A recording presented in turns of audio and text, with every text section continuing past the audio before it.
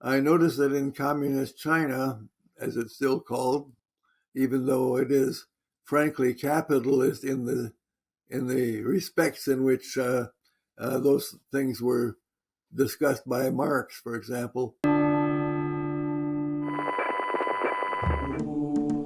power of our democracy.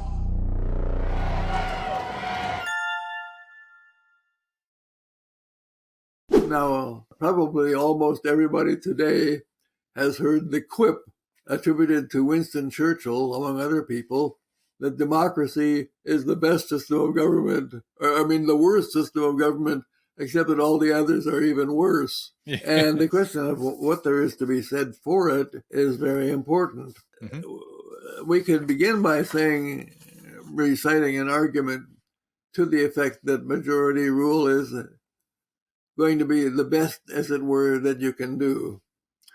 And the argument goes as follows. Well, we divide polities, as the ancients did, into three types. There's rule by the one, rule by the few, and rule by the many. And rule by the many is democracy. Now, they didn't like democracy, and the reason is that they thought that the people didn't know enough, or were not perhaps nice enough, or whatever. But the point is, it's easy to understand people being suspicious of a majority. Nevertheless, take it from the point of view of any rational person, and they will ask, okay, well, how about monarchy? Well, monarchy is great if I'm the monarch, but suppose that I'm not, and the overwhelming probability is that I'm not.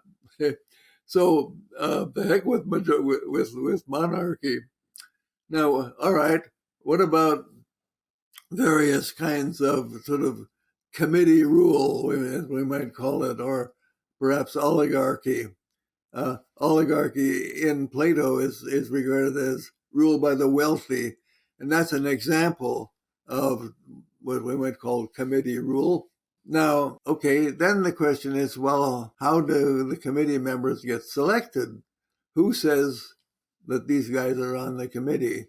I noticed that in communist China, as it's still called, even though it is frankly capitalist in the respects in which those things were discussed by Marx, for example, still, what I notice is that there are 99 million members of the Communist Party. Woo! And of course, the big question is still, well, how do they get to be on there? Probably the answer is the other members get them on the committee, right? Which means that the committee rule is self-enforcing, and of course that's the way they like it. It is interesting. It is, I think, astonishing that the people of China seem to have bought this, and I suspect that they probably haven't, but you can't say things like that out loud in China, and that's always a telltale sign. Anyway, the other component of democracy, as most people see it. Now, most people, when they talk about democracy, will mention majority rule or something like that, but they will also mention majority's regard for what amount to rights. And that's a very important claim. When you have a right, the idea is that a majority cannot countermand your right. If you have the right to do X, then a majority cannot say you can't do that. Obviously, that creates a problem for enforcement in a democracy, but still, people understand the notion of a right, and they understand that that's involved, and that's very important. I thought, is there a distinction between rights, negative rights, positive rights? Like, does a negative right implies or entails that somebody can't interfere with somebody's acting away? Are you referring to that type of right? That distinction, I'm not going to discuss that distinction explicitly here, although as a matter of fact, I think the basic human rights are so by virtue of being negative, but we'll talk about that in a few minutes. First, I want to make a distinction between, our question is democracy, so to speak, friendly to rights. Obviously, most people assume that it is because they think they build it into the definition of democracy, but it's not there. You have to do, the democracy has to do something to support those, and it might not.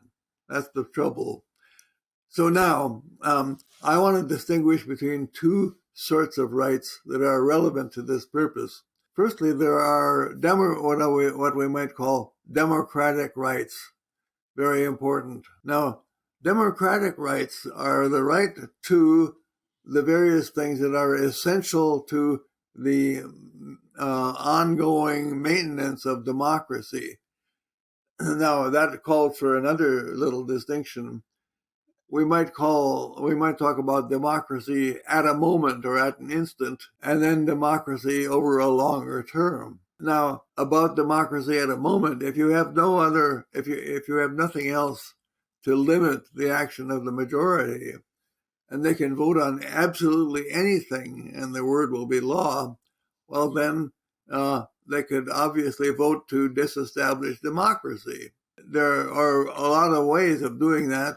But the point is, if you have none of these democratic rights to support the structure, you're going to be in trouble, or easily are in trouble.